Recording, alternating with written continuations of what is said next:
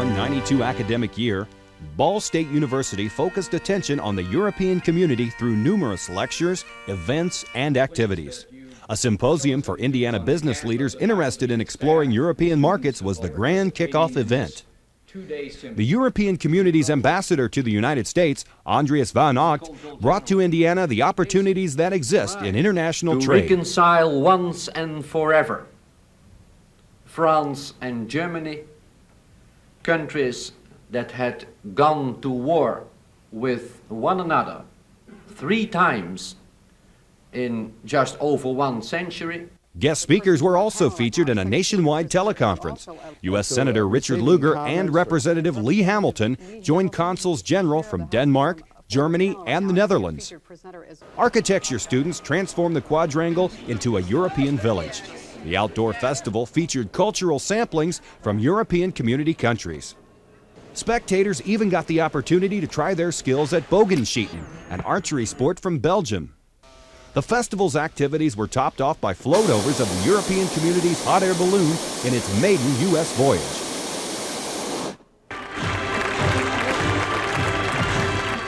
Homecoming combined the Europe Year theme with annual domestic fanfare. World-renowned comedian Red Skelton was the highlight entertainment. They're standing on the beach together, 2 seagulls. They're standing there, and their little friend, the sparrow, comes up. And he's limping. And he's got a broken leg and not a feather on him. Got a broken wing and not a feather on him. And he says, "What on earth happened to you?" He says, "Oh, I was flying low over the athletic club, and I got in the damnedest badminton game you ever thought." You know? During homecoming, it wasn't the roar of engines, but the roar of the crowd as bed racers dragged down McKinley Avenue. The lip sync contest and talent shows let the students show off and have fun.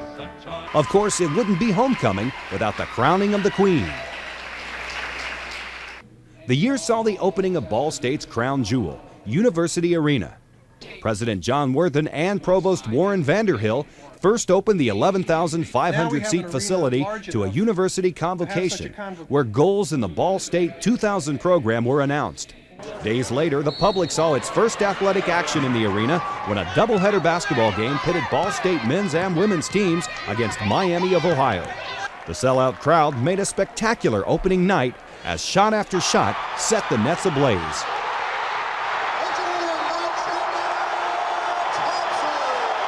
How has the first day in the arena gone? Well, so far so good. I mean, the operational equipment has all been functional. Everything worked through the women's game, and you know, I think people are looking at pleasantly good surroundings, facilities, concessions, restrooms, everything's been operational. So as long as the boards work, we can play this game. That's fine with me. I think what they've been able to do here architecturally is get people so close to the court and every seat face the court that it's going to be, we're still going to have some of that intimacy that we had over in Irving Gym, and people don't realize that. They see such a big building and say we're going to lose something here, and I don't think we're going to lose anything. The University Arena is also home to volleyball and gymnastics competitions. The tennis duo of Dan Kronauge and Paul Kruse earned Ball State's first national sports title. The doubles team won the Volvo Challenge. Victories were also seen in the men's swim team as they gained an 11-0 perfect season record. Women's field hockey traveled to North Carolina as the Stick Chicks battled the Duke Blue Devils and North Carolina Tar Heels. Along with Ball State's achievements on the field and court, athletes continue to keep the classroom their #1 priority. Football free safety Troy Hoffer was named a GTE Academic All-American. The junior health science major boasted a GPA of 3.93. It's said mimicry is the truest form of flattery. Visitors to the Netherlands brought home T-shirts emblazoned with the Ball State logo. Although it looked like Ball State in many ways, the foreign translation wound up Ball County, California. Officials would like royalties on all shirts sold in Europe, but U.S. copyright laws don't reach that far.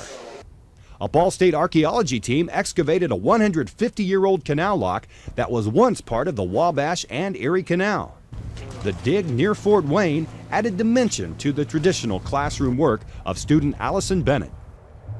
You can't learn how to put in a level from a textbook. You know, you could say you have to do it 10 centimeters or whatever, but until you actually get out here and have to work with learning what 10 centimeters is and stuff, you can't really learn as much from the books and stuff. Although the fate of the uncovered lock rests with state officials, the wealth of hands-on experience in such a project has been realized by many students and faculty. Teaching beyond the campus classroom continues its stretch to Fort Benjamin Harrison and Grissom Air Force Base. During the day, Senior Airman Jeff Lowe inventories aircraft parts at Grissom for shipping. After he puts in his hours for the Air Force, he becomes a Ball State student. Jeff says he may not have gone to college if not for such courses that Ball State provides. The reason why I didn't go straight into college after high school, I didn't have the determination and self-discipline to get what I needed out of an education. So in the military, it's pretty much gave me that. Teaching took to the water in Ball State's push to provide opportunities for the disabled. The Physical Education Department conducted a skiing clinic for several disabled Ball State students. Specially designed skis gave students like Tim Atha the lift needed. Around 200 athletes from the United States, Canada, and Australia met at Ball State for the 1992 US Paralympic Invitational. Blind and cerebral palsied swimmers and track and field athletes practiced and competed before going to the International Paralympics in Barcelona, Spain. Our thoughts is every 2 to 4 years do a large-scale competition like that. The feedback we received today has been outstanding. The facilities is good. The dorm food is good, which is really surprising. Again, the accessibility issues, the sport facilities is what really sells Ball State. When you're able to use our track and the condition it's in, which is basically a world track, the athletes just love it. And so we're able to provide top-notch facilities and personnel to run an event like this. So we consider going on either a 2 or 4 year schedule. The two-day competition saw 8 world records set in women's swimming and 1 world record in women's track. The people, programs, and activities of Ball State enhanced the lives of those in the university family during 1991-92. Ball State said goodbye this year to Robert Bell, president of the university from 1981 to 1984, who died at age 73. Bell, a Ball State alumnus, once earned 25 cents an hour polishing the floors of the same administration building where he would later serve. The Bell presidency was the culmination of 37 years of service to Ball State as a professor, department chairman, dean, and vice president. Bell, like many others, left a legacy of programs and achievements that today make Ball State a premier teaching university.